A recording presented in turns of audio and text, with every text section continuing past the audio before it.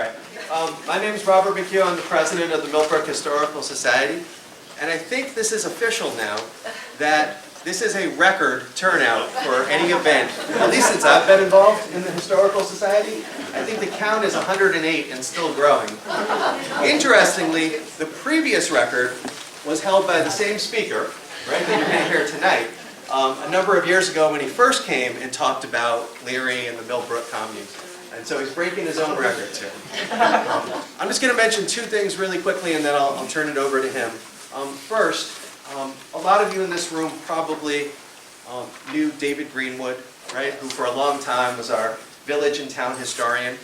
Probably, right, folks know, passed away a few months ago. Nan decided to wait and to the spring to have a memorial service for him. And so that memorial service is going to be this Saturday, the 22nd. It's at 11 a.m.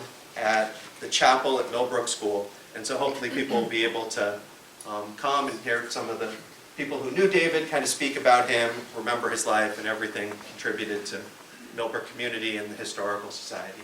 So that's this Saturday, 11 a.m. And I'll just put in a plug, since you're all here, for our next monthly program, which is April 17th.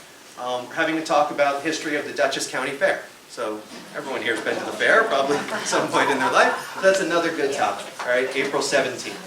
All right, Devin Lander is the New York State historian, right, works up in Albany. And I just think it's so fortuitous that the New York State historian's area of expertise, his area of interest, is not even just like Timothy Leary, not even like 60s counterculture.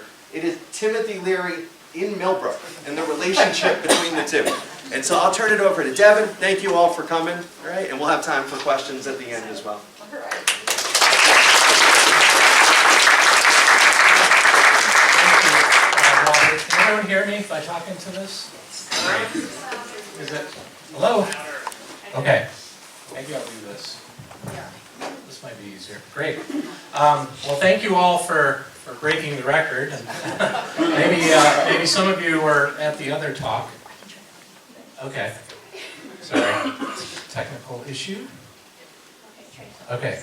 Can you hear me now? Okay. Thank you so much. So maybe some of you were at the last talk, or the last two talks. I actually did one with John Kading as well, who was a font of information for me. I was able to do an oral history with him and learn a lot, and then we did an event as part of the Historical Society talk a few years ago. So again, thank you all for coming out. My name is Devin Lander. I'm the state historian, as Robert said, based at the State Museum, Archives and Library in Albany. And I have been working on this project for over 20 years. The first place I visited when I came here as a master's student was this building. I came into the library and I asked, do you have any information about Timothy Leary and the Millbrook Commune? And okay, we're going to keep going up. That's fine. So anyway, that started my journey, and I think the second piece, the second person I spoke to was David, as town historian. I emailed him as an unknown graduate student, and he responded with background information about the village, the history of Millbrook itself, and really helped me move forward with my project. So those of you that saw me last time, and the last couple times I talked about kind of the overview of the commune, as I call it. Today I'm going to talk specifically about the art that came out of and was part of the group that lived up the street from 1963 to 1968, and it's a part of a research that I recently published with one of the curators at the National Gallery of Art, Paige Rosansky. We just published an article last fall in the Hudson River Valley Review. It's available online. If anybody's interested, just go to Hudson River Valley Review. It's part of Marist College. And our project was called The Communication of Experience is Art, and specifically about the collaboration between Leary's group and a group called USCO. So I'll get into that in a minute. But I'm going to start with a little bit of background. You know, well, maybe you don't know who this is, but really one of the earliest issues that researchers on psychedelic substances in the 1950s and 60s encountered was the difficulty for those undergoing the experience to describe it in real time. So those people who were taking psychedelics, researchers were trying to figure out what psychedelics did for people, what kind of conditions they were in, how they could be used potentially therapeutically, questions that are permeating today as these substances become, again, part of research. But the problem was it was hard to communicate with people that were undergoing these experiences. So trying to measure their responses, doing the traditional scientific methodology, psychological methodology, that really didn't work with these people. So two of these early researchers in the 1960s were Timothy Leary and Richard Alpert. They were part of Harvard University's Department of Social Relations, and they were specifically very concerned about this, the power of psychedelics to potentially change human behavior, but also how it was difficult to communicate the effects of these drugs.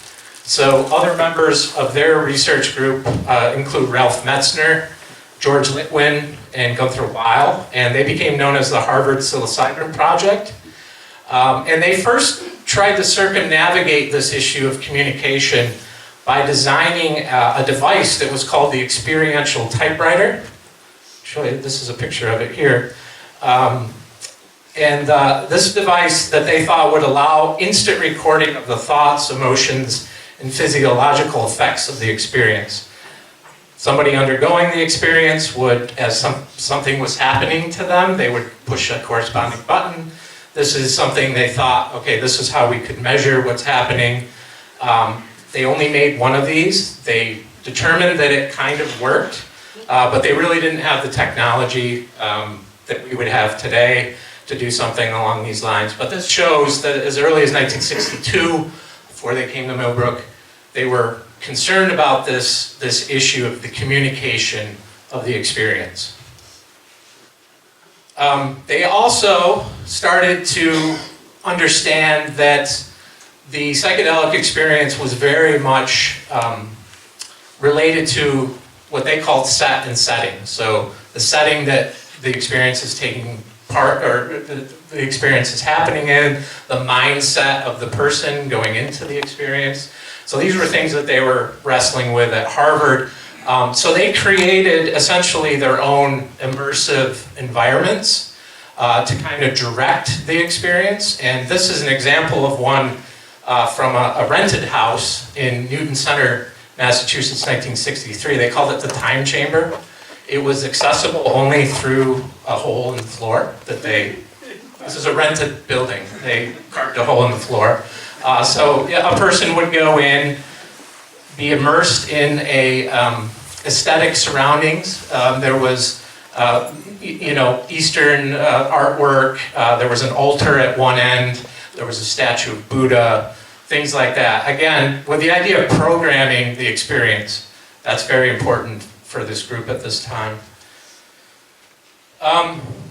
It was during this time at Harvard, they started to, the researchers started to really interact with the artistic community, and that was really because of two people.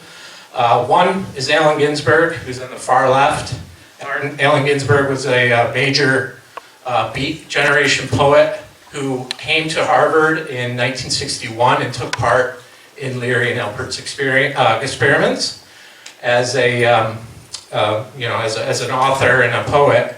They were interested in how the drugs affected the creative mind as well. That was part of their research. The other person, of course, is Peggy Hitchcock. We know that name. She became involved in the group around the same time. She was somebody who already knew Allen Ginsberg and many other people in New York City, the artistic,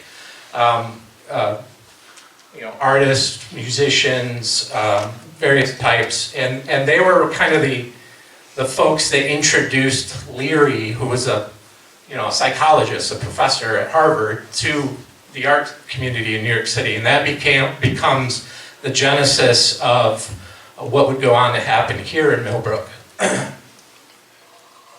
So, some of the people that they first were introduced to were jazz musicians. On the left, you'll see, oh, it's not a great photo, but it's a contemporary photo of Maynard Ferguson, who was a prominent trumpet player from Canada, had his own band, was very popular in the jazz scene in the 1950s and 60s.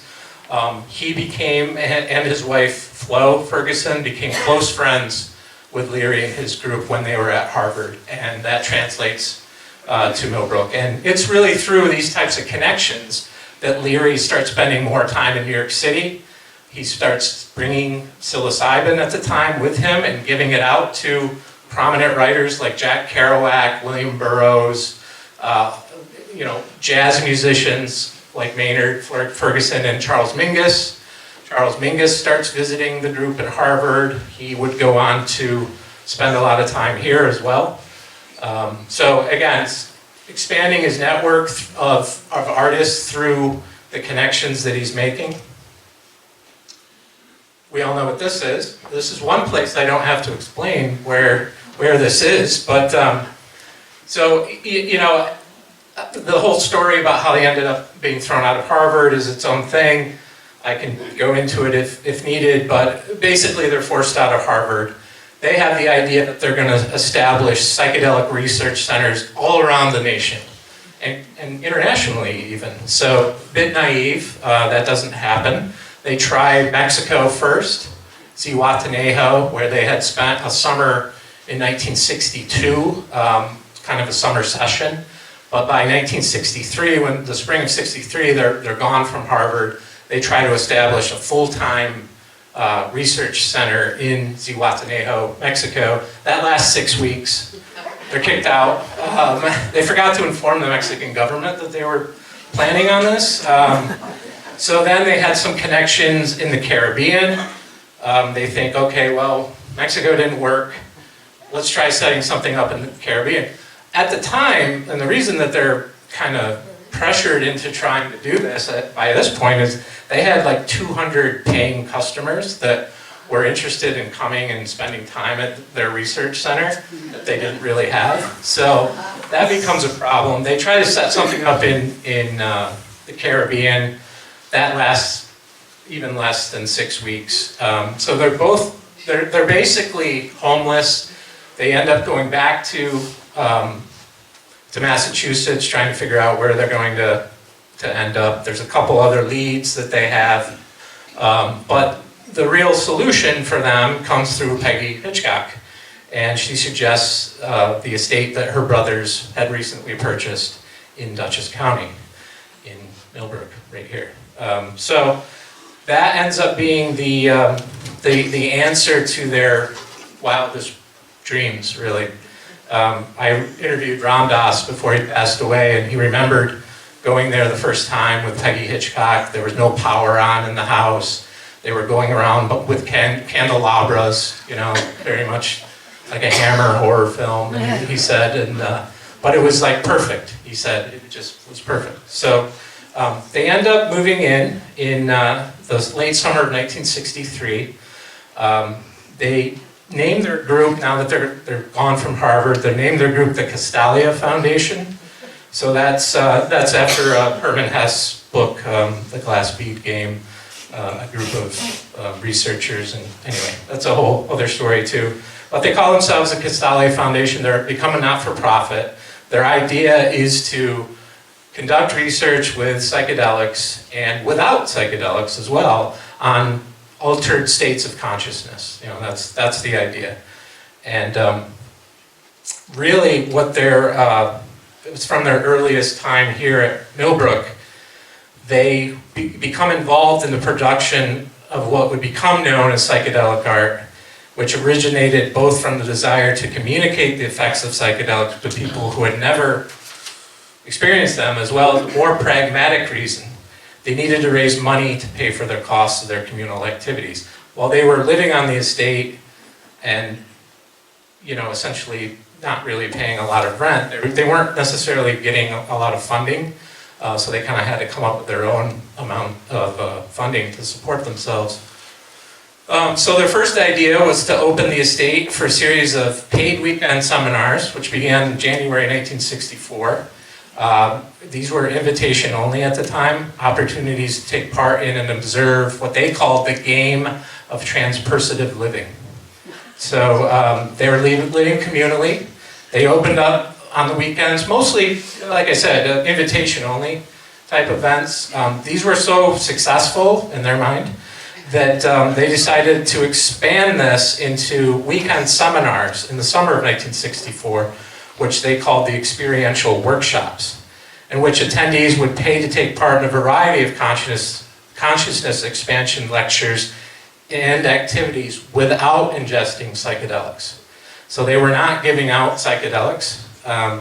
People may have brought their own, perhaps.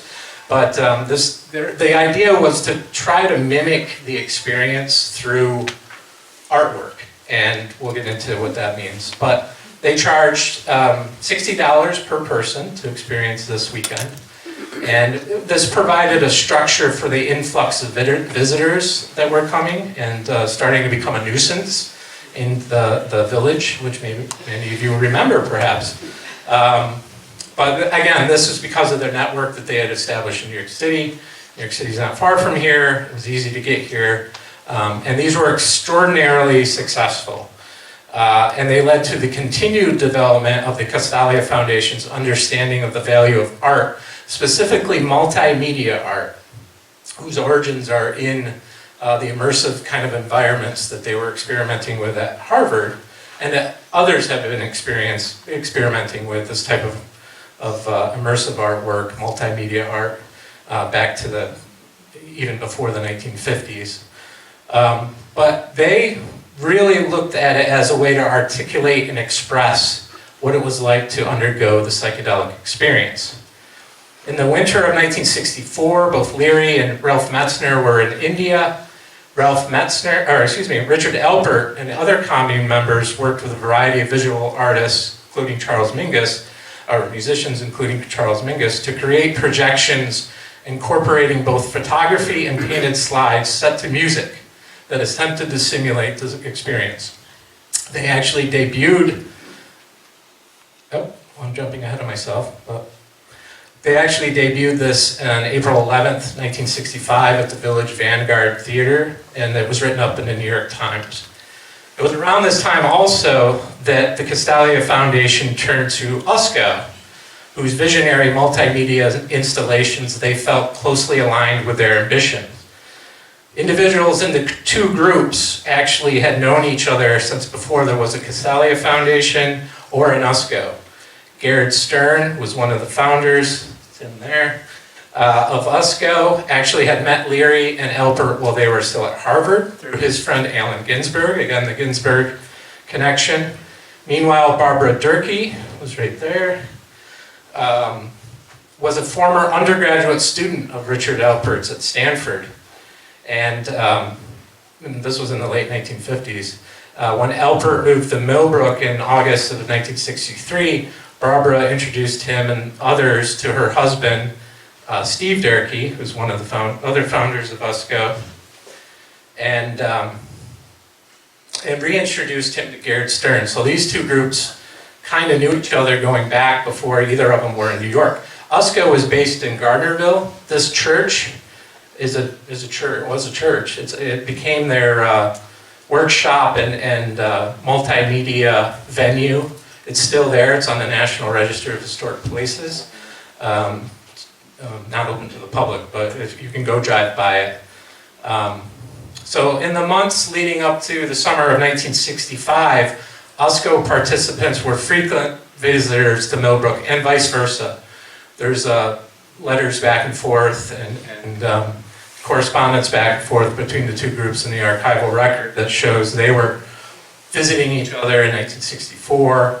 But really in 1965, they decide, USCO's doing its multimedia shows. Castalia wants to be doing, more immersive multimedia shows. Let's collaborate. And they collaborated on something called the Psychedelic Explorations. And I should say, I don't know if I forgot to say this. No, I did say it, sorry. I lost my train of thought there. But the Psychedelic Explorations were conceived as a 6-week series of workshops occurring every Monday night at the New Theater, New York City, through July 19th, 1965. Each program began with the Psychedelic Improvisations, which featured 3 other artists, Don Snyder and Jackie Casson, who worked with light as their medium, and were both previously associated with the Castalia Foundation. This is a broadside for this. This breaks down what each of these events. So they happened every Monday night. It was light artists, so think of slideshows and the whole psychedelic light that's going on, as well as Richard Croft, who had a device called the Infinity Projector. I'll show you a picture of that in a second. And then Don Snyder presented his Lumina art projections, and Jackie Casson displayed her polarized light sculptures. Don Snyder was also a photographer. He wrote a pretty popular book in the 70s called Aquarius Revisited, which got some great photography. So he took this picture at Millbrook. But he also spent a lot of time at Millbrook. He was a New York City-based artist. He would come up for the weekends and stay for days and then go back and forth. Jackie Casson and her partner Rudy Stern would go on to collaborate more closely with Castalia after Usco kind of leaves the scene. This is them at work, also a Don Snyder photograph.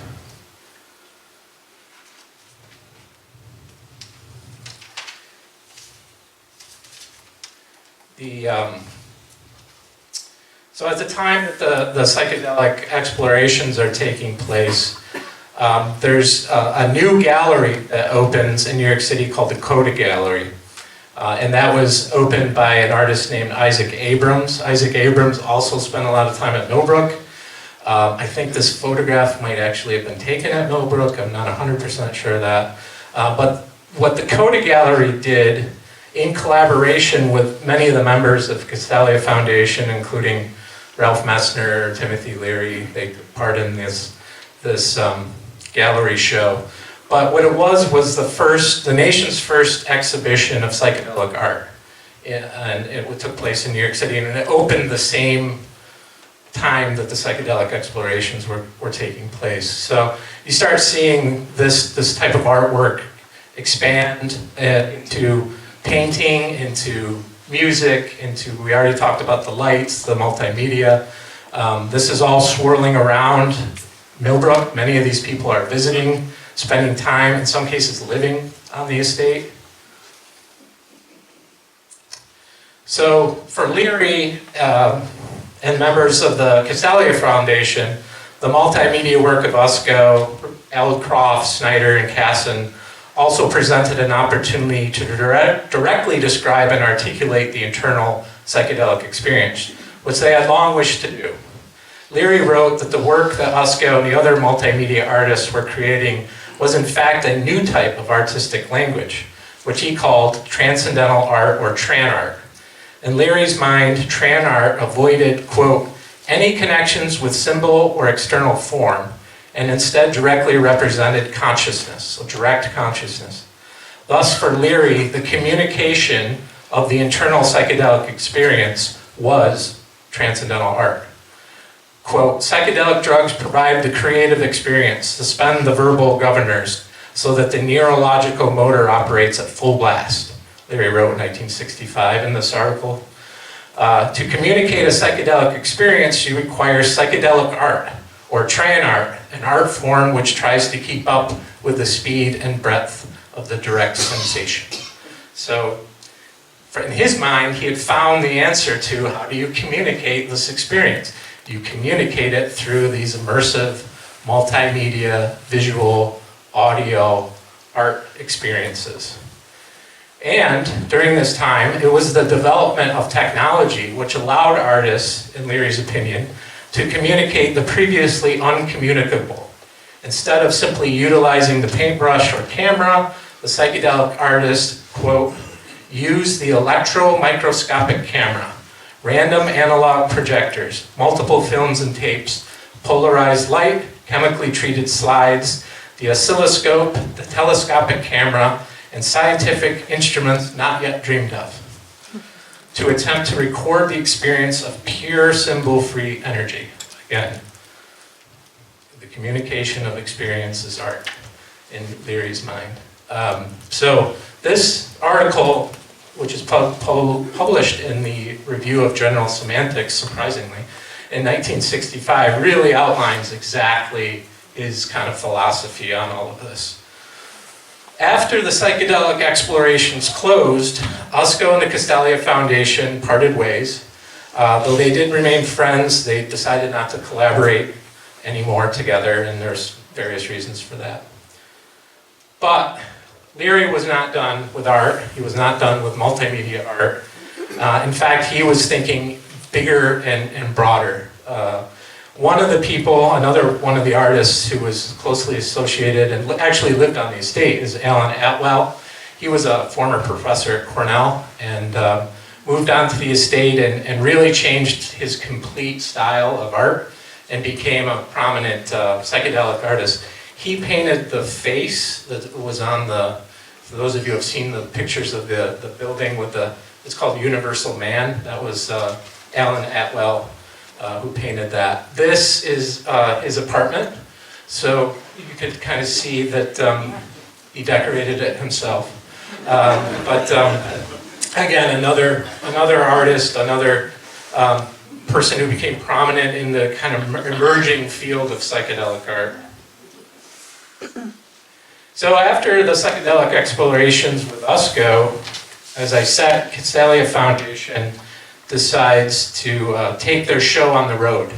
The psychedelic explorations all took place in New York City. They decide they're going to do psychedelic sessions in cities around the nation, as you can see during the fall and winter of 1966. These are scaled back immersive art experiences, as well as lectures and, you know, Leary and Metzner, you know, talking about consciousness expansion. And but they did include some art, they did include some slides, some audio.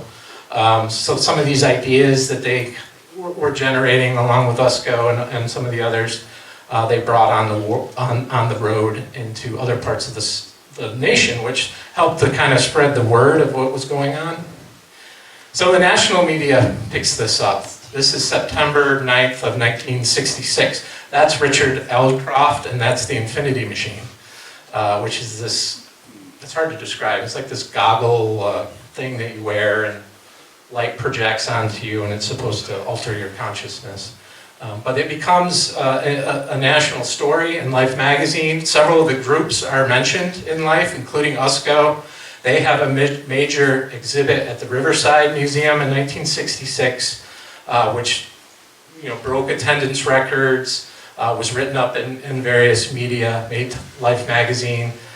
Richard Aldcroft, Jackie Kasson, and Rudy Stern are mentioned in this article, this cover article. So we can see that, you know, it becomes part of this burgeoning psychedelic counterculture, has its own art form, right? And psychedelic art, or LSD art, as they call it, was announced to the nation. So Timothy Leary, being who he was, decided that he wanted to expand on the psychedelic explorations and create the psychedelic celebrations, which he does. These are some items from the Leary collection at the New York Public Library, some of the handbills. The psychedelic celebrations were larger and more theatrical than the explorations had been. Besides the multimedia art, so Jackie Kasson and Rudy Stern were the kind of light show people on these. Again, Usko had moved on, so they were kind of handling the lights, but there were also musicians performing, there was Leary lecturing. Each also had actors performing different aspects of the main theme, which included the illumination of Buddha, the death of the mind, the reincarnation of Jesus Christ, which you see there, and the vision of Hieronymus Bosch. So they did this series. They did them in different cities. They did them in New York, Chicago, West Coast. At this time, there was also a very clear fundraising aspect to the psychedelic celebrations, as well as their focus on religion and spirituality, which took a new urgency after Leary was arrested for possession of marijuana in Laredo, Texas, which eventually resulted in a 30-year prison sentence and a $30,000 fine. Imagine that. The Laredo bust, along with police raids on the Castalia Foundation's Millbrook headquarters, which began in the spring of 1966, and Leary's subsequent attempt to use the freedom of religion defense led him to incorporate the group as a religious organization in New York State, changing the name to the League for Spiritual Discovery, so LSD. So the League for Spiritual Discovery is what the Castalia Foundation once was. They were the ones that actually put these on at the various theaters. They're the ones that are involved in these, what they considered to be religious ceremonies. In 1967, a feature-length film was made of the psychedelic celebrations, though it never received a wide release. As you can see, his roadshow made it into the press. Leary was constantly in the press from the days of Harvard. Certainly the Laredo bust put him in the press even more. The raids that took place here with G. Gordon Liddy and those from the law enforcement community continually were being written up. He was adept at getting himself in the media. And so his roadshows were really written up in newspapers, magazines, you name it, television, radio interviews, which, again, they were looking for ways to raise money, too, so they were charging admission to these. So it wasn't bad to be in the media, even for negative reasons. Let's see if this will play. I just have a snippet, just so you can get an idea.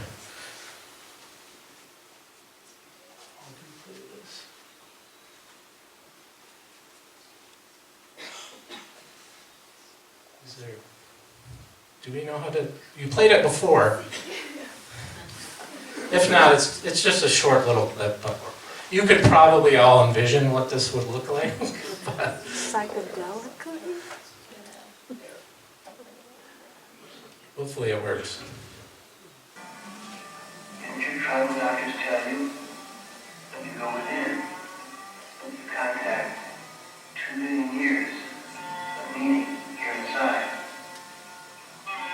We go out of our minds to come to our senses, to resurrect the body, to spin down the ancient ladders of cellular memory, to return to the source, a large and rapidly growing group of us that was doing almost nothing but study the effect of the psychedelic experience on ourselves and on thousands of people we invited through this trip. If we learn one thing in 7 years to pass on to our fellow man, it's this. You've got to learn how to pray. There you go. There is a full-length film, as I said. It was never released, but bits of it are available on YouTube. So as I said before, the psychedelic celebrations and the other multimedia art that was taking place at the time also take place at the time when the nation became increasingly aware of a youth counterculture taking form. One of the events that observers suggest was a sort of public coming out party for the 60s counterculture was the Human Be-In, or Gathering of the Tribes, which took place in San Francisco's Golden Gate Park in January 1967. A who's who of counterculture figures took part, including Leary and Alpert, Allen Ginsberg, many others. And the idea for the gathering of the tribe and much of the work promoting it came from an artist named Michael Bowen. Didn't your tribal doctors tell you? I don't need to tune in. Okay. Michael Bowen, who also lived at Millbrook. He was there in 1966 when it was raided. And he was one of the people that came up with the idea of the gathering of the tribes, the Human Bee in San Francisco, Golden Gate Park, the Grateful Dead was there. It was one of the major coming out parties. And again, another connection. This is his artwork on the promotional posters. He would go on to many other artistic expressions. So another connection to Millbrook. So what makes this important, right? Well, it's important for a variety of reasons. But what makes the various ways that the Millbrook group utilized artistic expression so important is that it was among the earliest intentional attempts to portray the psychedelic experience through multimedia technology. There had been people doing the multimedia part before this, and even before USCO, but marrying that with the psychedelic experience was something that was rather new. And what it did was set the stage for an entire industry of immersive environments, often psychedelic in nature, but not always, that exploded throughout the rest of the 1960s and that continue in different forms today. The work of these artists and many others helped set the stage for defining the psychedelic style as well, which is what we talk about in our article in the Hudson River Valley Review, and the characteristics that informed us. So when you talk to a 14-year-old in 2025 and you ask them what is psychedelic, they come up with the colors and the weird sounds, having never experienced, maybe they have, having never experienced the psychedelic experience. And that's because it became a style, right? It was picked up by art, by music, but also by the advertising industry. Suddenly, there's psychedelic commercials happening with, Jefferson Airplane selling Volkswagens and whatever. So this psychedelic style created popular perceptions that typified psychedelia well beyond immersive theater. As I said, permeating into larger society through music, film, visual art, architecture, and even the advertising industry. This is a photograph of the Fillmore East, 1968. That's Procol Harum, for those of you that remember that band from England. But this is an example of the psychedelic light shows that would go on to be tied very tightly to music and to the genre of psychedelic rock, which became its own thing too. And many of these light artists that in many venues, the Fillmore East and West, the Avalon Ballroom, they all had their own in-house light projection artists, many of whom were influenced by the work that was happening with USCO and others. And it became synonymous with the psychedelic music that was happening at the same time. So with that, I thank you all. And I would like to say, before we open it to questions, that I have a stack of cards here, and I am part of my project, unrelated maybe to the art stuff, but to the Millbrook stuff, is looking for oral histories with people that were here in 1963 to 1968, who may have memories of what it was like living here. I'm interested in telling the story of the village more than I am telling the story of the commune, actually, if that makes sense, because I think that's the fascinating part of the story, is the relationship between the folks living here and then these people that come in and end up taking over in a way. So if you would like to contact me, this is how you can contact me, or there's business cards up here for anybody who's interested. And with that, I'm happy to take questions, and thank you all for indulging me.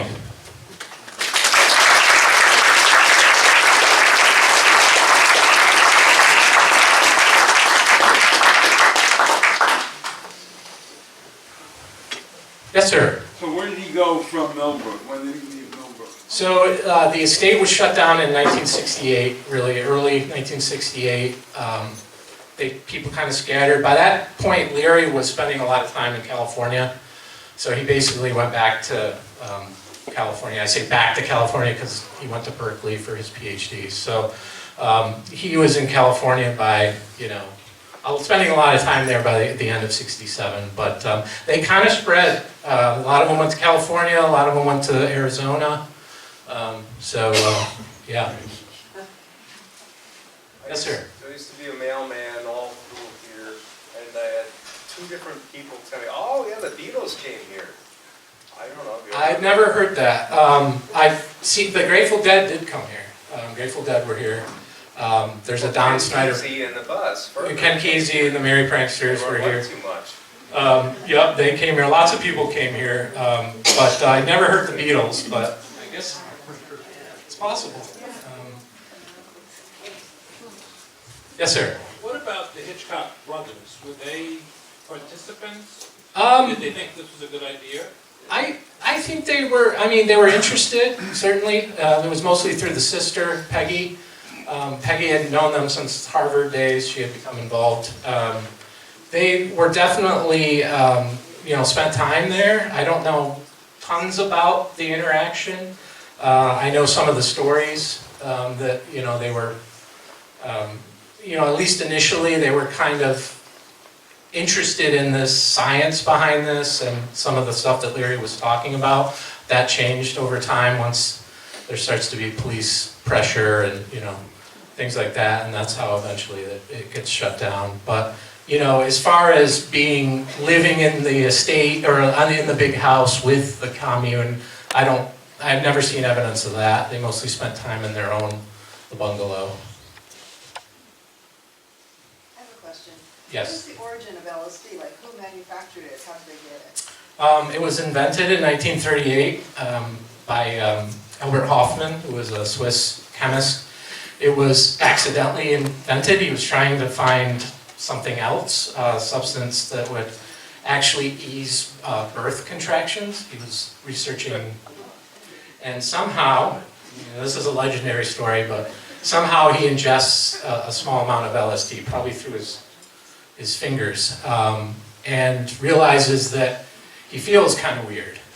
So, being a scientist, and Hoffman was a straight chemist, straight-laced chemist, he realizes, okay, what would have made me feel that way? It's probably this substance. So the next day, or whatever amount of days pass by, he decides, I'm going to ingest this to check and see. So he ingests what he thinks is a very small amount, which compared to other substances it was, but LSD is the most powerful psychotropic in the smallest dose of anything, especially pure LSD, which is what he had. So he ingests it and immediately realizes there's an issue. And so it's the famous bike ride. He rides his bike back to his house. He thinks he's dying, all of these things. Then he realizes, this substance is something different. So that's how it got invented. Psychedelics occur naturally. Of course, there's other types of psychedelics that have been around that humans have used for thousands of years. But the actual LSD was invented by Albert Hofmann. They try to market, his company Sandoz Chemical tries to market it as something for therapy related, and that's how the research kind of begins, both in the United States and internationally. So, Leary and his team at Harvard, they don't start with LSD. They start with psilocybin, which is the synthetic version of what's in a magic mushroom. Again, something that's been used for thousands of years. They transition to LSD because it's more powerful and it's easier to bring places, I guess. So that's how they end up doing, investigating with LSD. But they were one of many. There was research happening all around the world, Canada, United States, Europe. They were actually kind of late to the game. A lot of the stuff was happening in the 50s. Timothy Leary was famous for, before 1960, being deathly against drugs of any kind. He didn't believe in using psychotropic drugs for therapy. He believed it was a system of control. He believed in talk therapy, not in medicinal. He refused to allow people to smoke marijuana near him or in his house. That all changed. In 1960, he goes to Mexico in between taking the job at Harvard, spends the summer in Mexico, and takes psilocybin mushrooms and has a psychedelic experience, and that's what changes his whole perspective. Comes back to Harvard and designs a research program around psilocybin, and that's how that started. Yes, ma'am. Okay, so I was not living in Millbrook before you were alive.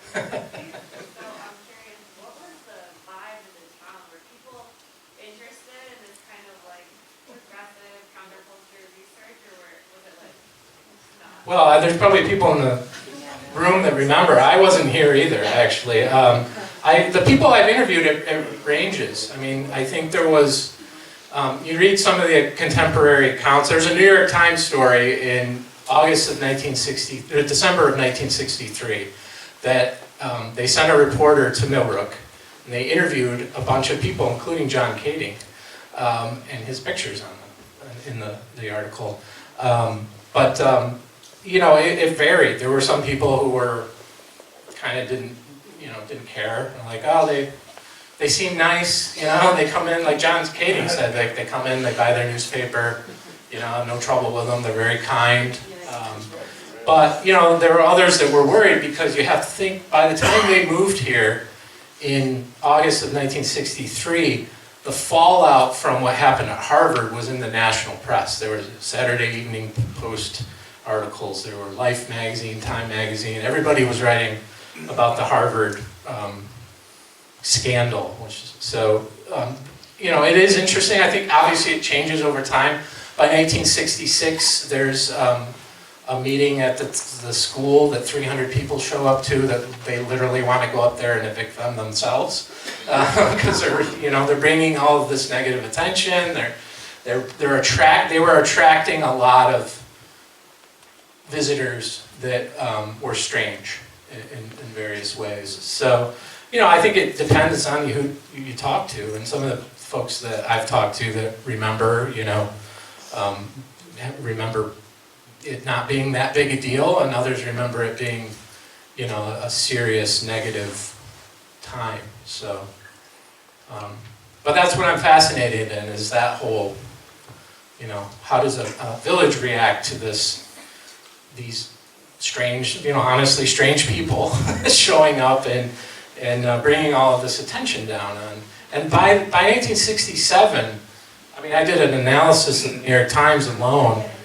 Millbrook and LSD are mentioned like hundreds of times together, and it becomes known as the East Coast Mecca of LSD. Millbrook is the East Coast Mecca of LSD, and that's in the national press. And you start seeing stuff in the Millbrook Roundtable. You start seeing Glenn Van Brammer cartoons where he's parodying that. He's showing, you know, on television, and it just says LSD in Millbrook over and over again. And so, yeah, that's not great. In 1966, these things are illegal. All of this is, you know, outside of the norm. So I think there was a variety of reactions, but it eventually became essentially negative. You know, there were roadblocks. There were, you know, people getting stopped going in and out of the estate. There was a lot of that kind of stuff happening. So, Devin, can I just add one thing to that really quickly? Sure. So until you came and talked the first time, whenever that was, 5-6 years ago, something like that. Yeah. Louder. The Millbrook Historical Society had never done a program or really done anything about, you know, Leary's time here. And that was a deliberate choice. There were people involved in the society who, you know, remember the 1960s and remember that time and probably remembered it in a way that wasn't entirely fond. And they kind of pushed back, right, against kind of remembering this history or commemorating it in some way. And I think that's why we're really lucky that this is Devin's area of expertise, because we could say, well, this is the New York State historian, right? This is not just some, like, you know, random person, right, who's going to come and talk about this. And that really opened the door to, like, you know, exploring it more. Yeah, and you know, I will say too, my talk doesn't get into the daily, you know, kind of life, but I am researching that, you know, really month by month, from 1963 to 1968. And there's a lot of what went down on the estate that it wasn't positive. I mean, there's a lot of issues related to how the kids were brought up. You know, there were kids there. little kids, you know, and you know, they weren't always prioritized by this group or any of the others. So I mean, there's a lot of questions about, you know, Leary talked a lot about personal freedom, right? He became a pretty big zealot on, you know, the idea that you shouldn't be allowed to tell somebody what they can or can not put in their body and alter their consciousness. That was a firm belief of his. But that raises all sorts of other questions, you know, about, well, what does that mean in a society, and what does that mean when it comes to children? You know, like, do they really make the decision? So anyway, it's a fascinating topic, and the whole idea of the relationship between the village and the group is really the crux of what I'm interested in. Yes? Yes, so how does the Leary commune fit into the other utopian post-Civil War communities, such as the Oneidas, the Quakers, the Shakers, the Transcendentalists, all of those? Yeah, that's a great question. And so New York has a long history of these alternative communities. You know, the Burned Over District in central and western New York, we mentioned the Oneida community, but the Shakers, you know, they didn't start in New York, but they really kind of... Bruderhof, which is later. Yep. Yeah, so there's this whole long history of these alternative, in some cases they're communal, in other cases they're not, but these alternative, you know, communal mostly movements. Yeah, my argument is that they fit into that.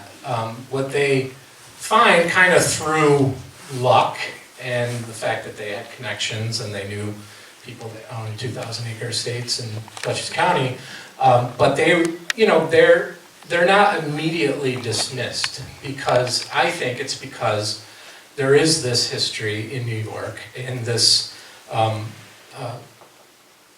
fertile kind of ground for these movements, as long as they don't cross lines, right? Eventually the Oneida community crosses lines, you know, social lines with group marriage, and they are essentially forced out by their neighbors.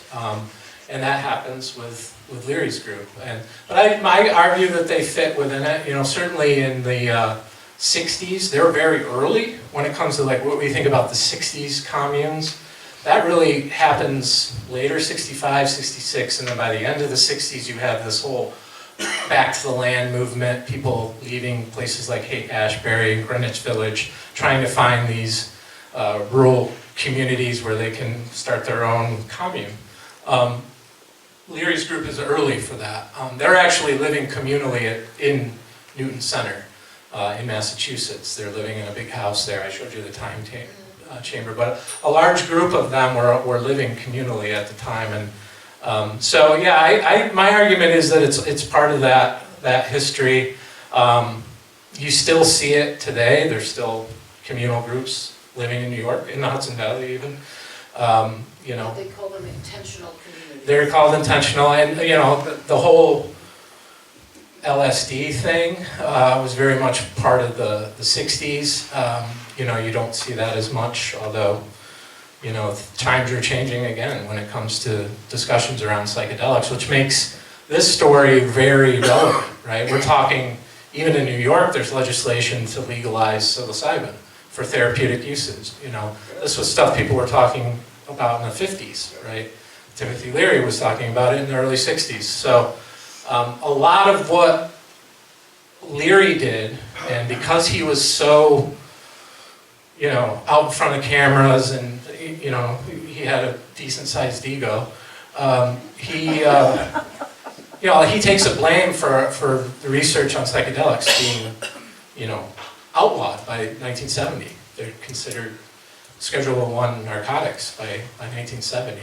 And a lot of the other kind of researchers who were doing legitimate research in the 50s and 60s blame him for that. And that's a legitimate argument. He really can be blamed.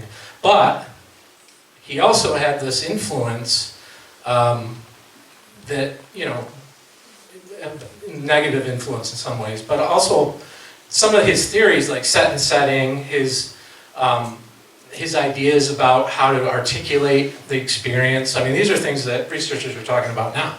So there's kind of that whole side of it too. It's kind of it's a really interesting topic, especially in today's world.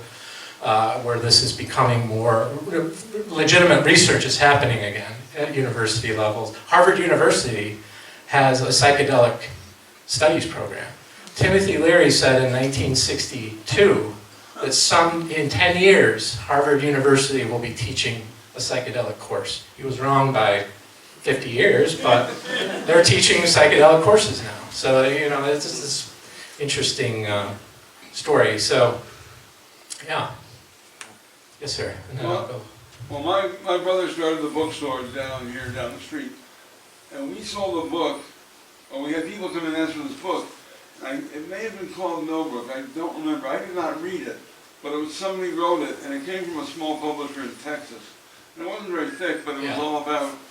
Yeah, Art Kleps. What was it? Art Kleps. Yes. He wrote Art Kleps was part of the commune. He moved on to the estate in 1967, so more towards the end. He was involved earlier than that, though. He had his own group, the Neo-American Church. Yeah, he was a character. Yeah, I've read it. I have a copy. Oh, okay. It's it's his perspective on what was going down there. By the time, and I didn't get in it as part of this talk, but really by 1967 there were 3 different groups living on the estate. There was Timothy Leary's League for Spiritual Discovery. There was Art Kleps's Neo-American Church, which was really just him and one other person. And then there was this Sri Ram Ashrama, which was a group centered around a guy named Bill Haynes. They were part of the Ananda Ashram in Monroe. They had been kicked out of that for using drugs. Timothy Leary heard about it somehow, invited them onto the estate. So then suddenly you have this other group, 20, 30 people showing up. They lived in the carriage house. And then, things kind of devolve at that point. There's, these different groups, they start kind of having arguments. And but yeah, Art Kleps, he talks about that, kind of how it fell apart. And then he goes on to other things, but yeah. Yes, sir. Were they manufacturing LSD at the estate? No, I've been asked that. I've never seen evidence of that. I mean, those of you that know the history of psychedelics, Owsley Stanley, Bear, as he was known, a huge manufacturer of LSD from California, also built the sound system for the Grateful Dead. Yeah. He was at Millbrook. He didn't live there, but he visited. He was actually arrested around here for speeding. Yeah, I've never seen, they definitely had a supply. They were not manufacturing it. I don't think any of them were able to do that. I mean, they probably would have if they could have, but they did, as 67 turns into 68, Leary's spending more time in California. He's making these connections to people like Stanley. There's another group called the Brotherhood of Eternal Love. They're California. They become known as the hippie mafia. There's a whole other story about them that involves Leary. It involves other people from Millbrook, from the commune. I don't cover that, that's other people have written about that. It's a fascinating story though, because some of the connections happen here. Yeah. Yes, sir. How did Timothy Leary get out of his 30-year prison sentence? He kept appealing, and this is an interesting, I wrote an article about this too.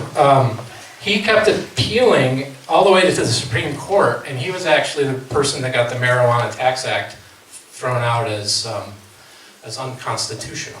So that didn't happen until 1969. There's a Supreme Court case. Yeah, so that's how he got it thrown out, but he gets imprisoned in California, so I mean, he was constantly under, and a lot of the fundraising that they were trying to do through the psychedelic celebrations was to pay the legal bills. There was a thing called the Timothy Leary Defense Fund, and that was because he had massive legal bills. The group actually had massive, because it wasn't just him that was getting arrested. There were others. Art Kleps got arrested, and Bill Haynes, and Billy Hitchcock, actually. And and that's when it ended, was, once that happened. So, but yeah, it was a constant battle. He had a team of lawyers that worked, essentially pro bono for him, but, there were other bills related to, all of that, so. There's somebody here. You said when you were describing the early psychedelic art, you had this list of descriptors that were like scientific, multimedia. It was kind of futuristic and kind of like seemed related to his idea that we're going to like measure psychedelic experience and this kind of like scientific. And then it segues into being this countercultural, like anti-mass society.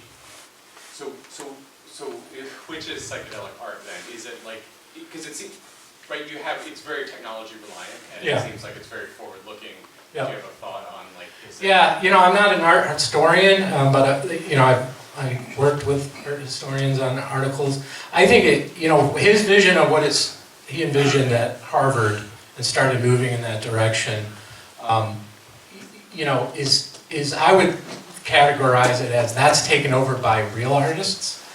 He was not an artist, but he could respect and he could see when he saw like USCO, for example, and he saw their immersive environment, the technology. I mean, USCO is really fascinating. They have several slide projectors playing with different slides going, with sound, with film, all happening at once. Completely technology overload, and that was their point.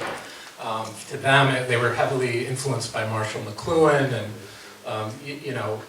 medium as a message, and really, so for them it was that was the kind of alteration of consciousness through this experience. Not to say that they weren't also involved in psychedelics and saw that as part of it too, but I think when he's at Harvard, he's trying to find a way to represent this experience without words. And he's kind of fumbling around. He's doing some slide stuff himself, mostly like scientific slides, like different types of cells and stuff. And like he's kind of, or not just him, his group are doing that. They start thinking about how sound can become, part of it. But I would say, once he comes to Millbrook and he gets involved with USCO and he gets involved with Don Snyder and Jackie Cass, and like these people are artists who are doing this, then it becomes something more, right? And without their, like his part of like psychedelic explorations or psychedelic celebrations was Timothy Leary talking. That's what his part was. Meanwhile, all this other stuff's happening, right? The real art, the real, part of it. So, that's probably not a good answer, but I'm trying to work my way through it too, honestly. I know art historians would say maybe something different, but yes, ma'am. Okay, one more, and I see this. Bennett College was still open during this period. Yeah. Was there any kind of back and forth? Was there a psychedelic club at the college?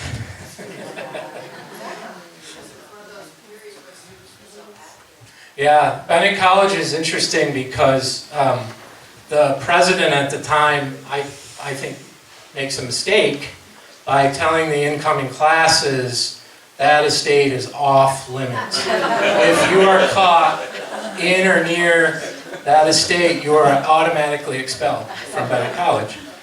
What happens when you say that to a bunch of college kids? They're like, let's go to the estate. So they start, that was an issue. It was also an issue that there is correspondences back and forth between the sheriff, president of Bennett College. He was putting a lot of pressure on Sheriff Quinlan to do something about that group. And G. Gordon Liddy and Al Rosenblatt, who was the other assistant DA. So it was definitely part of the equation. It was an interesting, and I... Interest, but the president didn't allow it to. No. He was definitely against it. And like I say, if they had been caught there, they would have been expelled. Yeah. But I think that spurred a lot of interest that maybe wouldn't have been there if he hadn't said that. But who knows? Thank you all. I think we're out of time, but thank you.